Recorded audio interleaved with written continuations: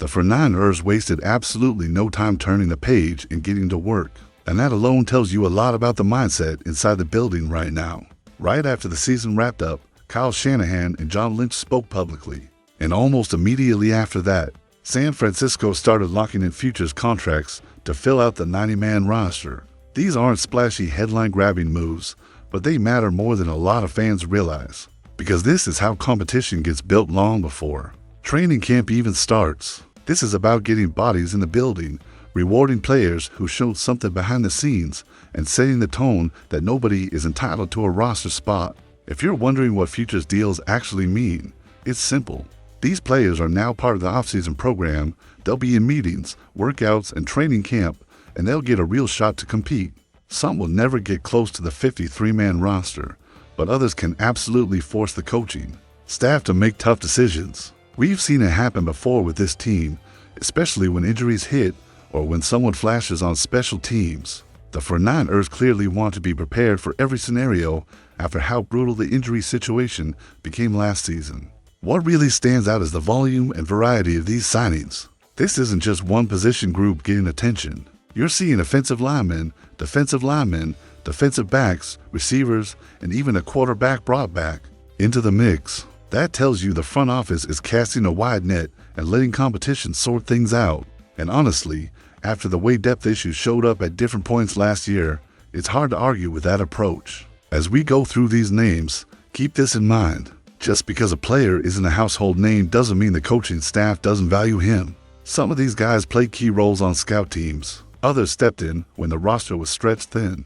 A few were rewarded simply for doing things the right way every day. That matters in this organization, and it always has. Before we get deeper into the individual signings, let me ask you this. Do you like how aggressive the 49ers are being right now with these early offseason moves? Yes or no? Drop your answer in the comments. And if you want daily coverage every time the Niners make a move like this, make sure you're subscribed and help us push toward 1,000 subscribers. It really does make a difference. Coming up next, we're diving straight into the offensive side of the ball and breaking down what these signings say about where the 49ers still have questions. When you look specifically at the offensive side of these moves, it becomes pretty clear where the 49ers are still searching for answers, and it starts up front. San Francisco bringing back Isaac Alarcon is one of those under-the-radar decisions. That says more about development than immediate impact. His story alone is unique, coming through the International Pathway program. And while he was never realistically in the mix for a 53-man roster spot last season, the team clearly likes having him around. He gives you another body at offensive line, another developmental swing, and more competition during camp, which this group desperately needs. That same theme shows up again with Drake Nugent. He has real pedigree, starting at Stanford before transferring to Michigan and snapping the ball for a national championship team. That experience matters, but it also highlights a bigger point. The 49ers' no center is not a settled position long-term. Nugent may not be the answer as a starter, but as a backup or developmental interior lineman, he fits exactly what this front office looks for. They want smart, tough players who can hold their own if injuries force them into action. Then you get to Brandon Parker, and this one is about experience, plain and simple. His career hasn't lived up to where he was drafted, but 59 games and 33 starts in the NFL still means something. The 49ers' offensive line has been inconsistent, and having someone who has seen a lot of football gives them another option if things get shaky. This is insurance, and after last season, insurance matters. At wide receiver, Malik Turner coming back is a reminder of how thin things got late in the year. When he's seeing snaps on a game-winning drive, that tells you everything you need to know about the state of the room at that time. He's not here to be a star. He's here because he knows the system, can contribute on special teams, and can step in if the depth chart gets stressed again. Junior Bergen might be the most interesting offensive name here. His college production as a returner was elite, but the jump to the NFL clearly hit him hard. The fact that the 49ers still want to work with him tells you they see something worth developing, even though he has real competition ahead of him. Nothing is guaranteed, and that's the point. Let me ask you this. Which offensive position concerns you the most right now? The offensive line or the wide receiver depth? Drop your answer in the comments and let's talk about it. And if you're enjoying this breakdown, hit like on the video and make sure you're subscribed as we push toward 1,000 subscribers. Coming up next, we're flipping to the defensive side, where some of these signings might have a much clearer path to real snaps. Defensively, this is where things get really interesting, because you can see the Fernanders trying to balance experience with upside and depth with potential. Evan Anderson is a perfect example of that approach. He's already shown flashes at the NFL level, especially with that red zone stop that helped seal a win earlier in his career. Even though he didn't see game action this past season, the coaching staff clearly hasn't forgotten what he put on tape. As a depth piece along the interior defensive line, he still makes sense, especially when you consider how often that group rotates bodies. Eli Apple sticking around is another move that's easy to overlook, but important when you zoom out. He's been around a long time. He's played a lot of snaps in this league, and while he may not be a lockdown corner, he gives you reliability. Last season, injuries forced the Fernanders to dig deep at cornerback, and Apple was trusted primarily on special teams. That trust matters, and it keeps him in the mix as a veteran option if things get thin again. The safety position is where one of the most meaningful additions shows up with Derek Forrest. He's started games in this league. He's played a lot of football, and he comes from a strong defensive background. When you look at how unsettled the safety room has felt at times, this is the type of move that makes sense. He's not being handed anything, but he's absolutely someone who could compete for real snaps if the opportunity is there. Then you have the developmental and special teams types, guys like Jalen Graham and William Bradley King. Graham has already shown he can step in when injuries hit a linebacker, even if his primary value is on special teams. Bradley King has bounced around, but he's still a veteran edge presence who can help push others in camp. Andrew Farmer is more of a long-term swing, coming from a smaller program, but with traits the 49ers like to bet on. Derek Canteen is another name to keep an eye on. His college ball production jumps off the page, and his strong training camp performance last year didn't go unnoticed. Players like this are exactly why futures contracts exist. If he stacks another good camp on top of what he's already shown, he can absolutely make things uncomfortable for players ahead of him on the depth chart. So let me throw this one to you. Do you think the 49ers still need to add more veteran help on defense? Yes or no? Let me know in the comments. And if you appreciate these deep dives into roster construction, make sure you're subscribed and turn on notifications so you don't miss anything as this offseason keeps heating up.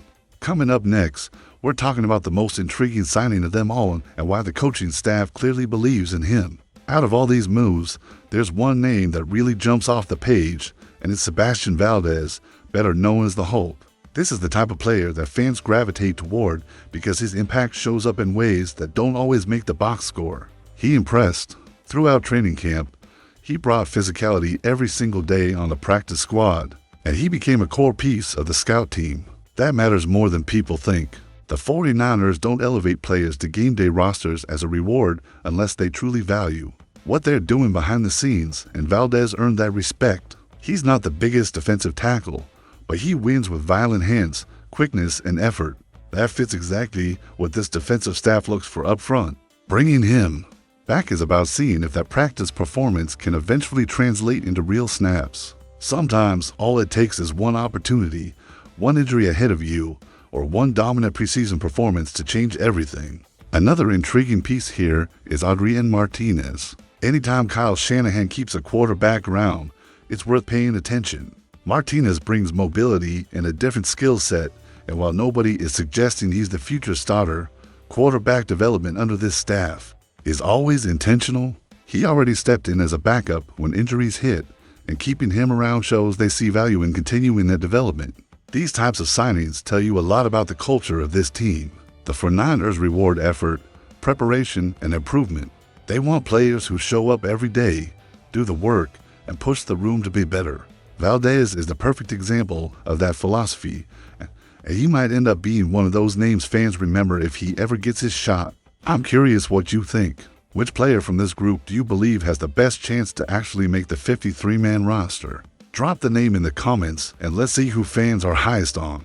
And if you're enjoying this kind of behind-the-scenes roster breakdown, hit like on the video and subscribe as we continue working toward 1,000 subscribers. Coming up next, we'll zoom out and look at what all these moves tell us about the 49ers' bigger plan moving forward. When you step back and look at all these future signings together, the bigger picture becomes pretty clear. This is about competition, depth, and protecting the team from being caught short-handed again. Last season showed how fast things can change in the NFL. One week you feel good about a position group, and the next week you're digging into the practice squad and signing players off the street. These moves are designed to prevent that from happening as much as possible. The 49ers are using this part of the offseason to stock the shelves. They want as many viable options as they can get before free agency, before the draft, and before training camp. That way, when real decisions have to be made, they're choosing between players they already know instead of scrambling for answers. It also creates urgency in the locker room. Nobody can get comfortable when there are hungry players behind you pushing for your job. It also tells you that the front office is being honest about where the roster still needs work. Offensive line depth, secondary help, special teams contributors, and developmental prospects all showed up in this batch of signings. These aren't random. They line up directly with areas that were stressed during the season. That's smart team building, even if it doesn't come with flashy headlines. This is also just the beginning. Futures contracts are step one. Bigger moves are coming. Free agency, the draft, trades, and veteran cuts around the league will all reshape this roster even more. What matters is that the 49ers are already active, already evaluating, and already setting the tone for what kind of offseason this is going to be. So I want to hear from you. After seeing all these moves, do you feel better about the 49ers' depth heading into the offseason? Or do you think they still have a lot of work to do? Let me know in the comments. And if you want to stay locked in for every move, rumor, and breakdown, make sure you're subscribed. Help us reach 1,000 subscribers and turn on notifications so you never miss an update. That wraps it up for this one. But the offseason is just getting started, and we'll have you covered every step of the way.